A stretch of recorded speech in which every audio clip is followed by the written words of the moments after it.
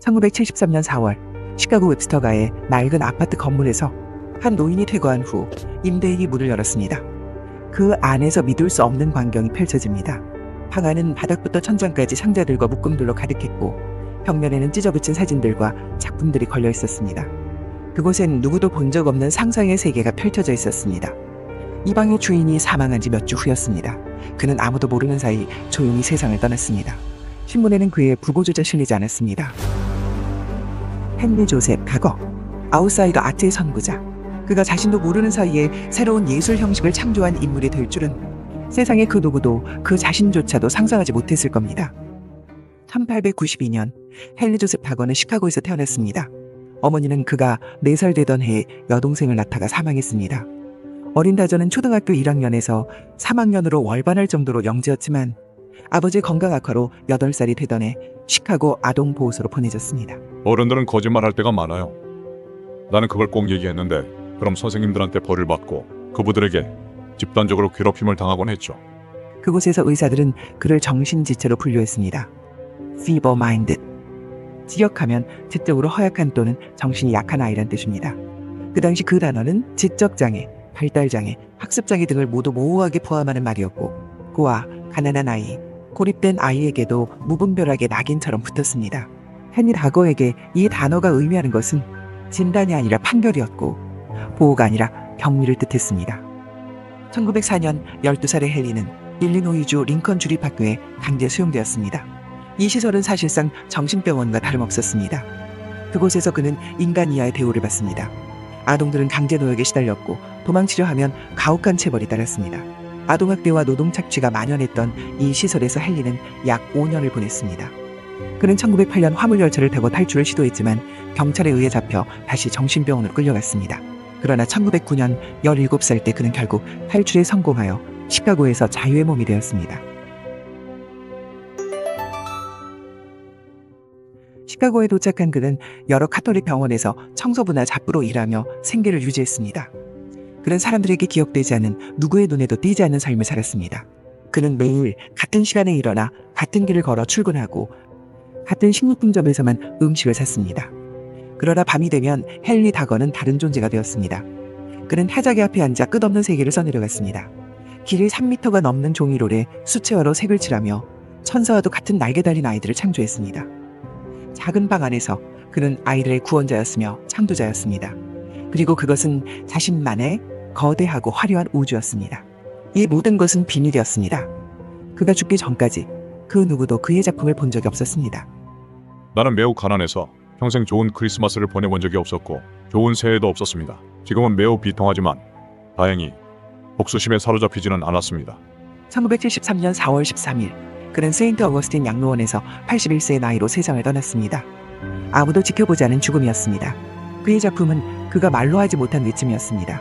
그리고 그 외침은 60년 동안 아무에게도 들리지 않은 채 정적에 닿아 있었습니다. 처음에는 그저 쓰레기인 줄 알았습니다. 하지만 제가 펼쳐본 순간 이건 단순한 취미가 아니라는 걸 알았죠. 이건 한 사람의 인생 자체였습니다. 집주인 메이선과 키트 러너 부부에 의해 그의 작품 비비안 걸스 현실 비현실 영역에서가 세상으로 나왔습니다. 발견된 작품의 규모는 전문가들을 충격에 빠뜨렸습니다. 15,145페이지에 달하는 방대한 규모의 원고, 수백 장의 수채화와 콜라주, 그리고 완벽하게 구축된 하나의 세계. 가거가 만든 세계의 중심에는 비비안 걸스가 있었습니다. 이들은 선한 기독교 국가인 에보이니안 제국의 7명의 공주들이며 아이들을 억압하고 노예로 부리는 글렌델링연에 맞서 끝없는 전쟁을 벌이는 영웅들이었습니다. 그는 이야기 속에서 비비안 걸스를 보호하고 그들과 함께 악에 맞서는 수호자로 자신을 담아냈습니다. 놀랍게도 다거는 이 세계의 지도와 국경, 언어, 정치 사건 등 일상적인 세부 사항까지 창조했습니다. 그는 실제 신문처럼 보이는 비비안 헤럴드를 제작하여 전쟁의 진행 상황, 날씨, 심지어 경제 상황까지 보도했습니다. 헨리 다거가 창조한 비비안 걸스의 세계는 단순한 판타지가 아니라 방대한 신화 체계와 정치 군사 세계관이 갖춰진 거의 독립된 우주라고 볼 수 있었습니다. 이런 세밀한 디테일은 그가 단순히 이야기를 쓴 것이 아니라 그 세계 안에서 살았다는 것을 보여줍니다. 비비안 자매들은 나의 구원이었다. 그들이 이기는 전쟁마다 내가 이겼고 그들이 우는 눈물마다 내가 울었다. 그들은 나를 사랑했고 나도 그들을 사랑했다. 그의 작품은 어린 시절의 트라우마와 고립의 경험이 반영된 것이며 현실에서의 상처와 고통에 대한 저항의 표현입니다. 그는 비비안 걸스를 통해 어린 시절의 자신을 고쳐가고 있었습니다. 헨리 다거의 작품은 처음에는 예술계에서 받아들여지지 않았습니다. 너무도 거대하고 너무도 기이했으며 무엇보다도 맥락이 완전히 결여되어 있다고 비판받았습니다. 또한 종교적 모티브가 가득한 그의 작품에서 성별의 모호성과 아이들을 향한 충격적인 폭력 장면은 많은 논란을 낳았습니다. 다거의 작품은 예술이라기보다 강박적 집착의 시각화다. 그는 천재가 아니라 편집증 환자다. 저런 걸 예술 작품이라니요. 전 보고 완전히 혐오감을 느꼈어요. 다거가 발견된 1973년은 아웃사이더 아트에 대한 학술적 관심이 시작된 시기였습니다. 정규 미술 교육을 받지 않고 주류 예술계 밖에서 활동한 장 리비페, 아돌프 빌피 같은 작가들의 작품이 새롭게 조명받기 시작한 때였습니다.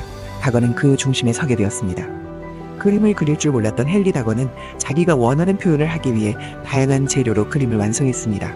다거의 예술은 버려진 것들에서 시작됐습니다. 신문, 광고, 색칠 공부책, 쓰레기통 속 종이까지. 정육점 종이를 테이프로 붙여 만든 그의 작품 중 일부는 길이가 2.4m가 넘었습니다. 특히 그의 콜라주 방식은 잡지를 오려 붙이거나 사진에 트레이싱지를 대고 똑같이 반복하여 그린 후 숫자화로 색을 입히는 그 당시 파격적인 방식을 사용했습니다. 이 복잡하고 집요한 과정은 그가 얼마나 자신의 작업에 헌신했었는지를 보여줍니다. 그 작품은 나의 것이다. 그저 그것뿐이다. 다른 누구도 이것을 이해하지 못한다. 이해할 필요도 없다. 나는 내 이야기를 쓴다. 그리고 나의 이야기는 나에게 속한다. 그의 작품에는 기술이 아니라 진정성이 있었고 주목받기 위한 의도 대신 살기 위한 절박함이 담겨 있었습니다. 이것은 전 세계인의 마음에 닿았습니다. 이후 세상은 그에게 환호했습니다. 1977년 하이드파크 아트센터에서의 첫 전시를 시작으로 그가 생전 한 번도 들어서지 못했던 미술관과 갤러리의 전시장이 그의 이름으로 채워졌습니다. 그리고 그 안엔 아이들을 위해 싸웠던 그의 세계가 펼쳐졌습니다. 관람객들은 경이로움과 충격을 동시에 느꼈습니다. 순수함과 잔혹함이 공존하는 그림, 말로는 설명할 수 없는 방대한 세계관. 그리고 무엇보다 이 모든 것이 단 한 사람이 혼자서 아무도 모르게 수십 년간 만들었다는 사실이 그들을 놀라게 했습니다. 이걸 한 사람이 만들었다고요? 더군다나 미술 교육을 받은 적 없는 청소부가? 믿기지가 않아요. 그의 그림은 마치 기도문 같아요. 희망과 절망이 겹쳐져 있어요. 그는 아웃사이더 아트의 선구자, 자신도 모르는 사이에 새로운 예술 형식을 창조한 인물이 되었습니다. 뉴욕 현대미술관, 시카고 아트 인스티튜트, 파리, 베를린, 도쿄. 전 세계가 그의 작품에 열광했습니다. 아이러니하게도 자신의 작품을 세상에 보여주지 않았던 사람의 작품이 오늘날 가장 많은 사람들의 시선을 받고 있습니다. 그가 원했던 것인지는 알 수 없습니다. 하지만 분명한 것은 이제 그의 외침이 정적을 뚫고 우리에게 닿았다는 사실입니다. 헨리 다거에게 비비안 걸스의 세계는 단순한 예술이 아니었습니다. 그가 세상에 공개하지 않은 이유는 그것이 공개를 전제로 하지 않은 창작이었기 때문입니다. 그의 세계는 자신과 현실 사이를 구분짓는 심리적 피난처였습니다. 우리는 그를 예술가라 부릅니다. 그러나 헨리 다저는 단순히 그림을 그린 사람이 아니었습니다. 그는 자신을 구원할 방법이 예술밖에 없었던 사람이었습니다. 그는 학위도 갤러리도 후원자도 없었습니다.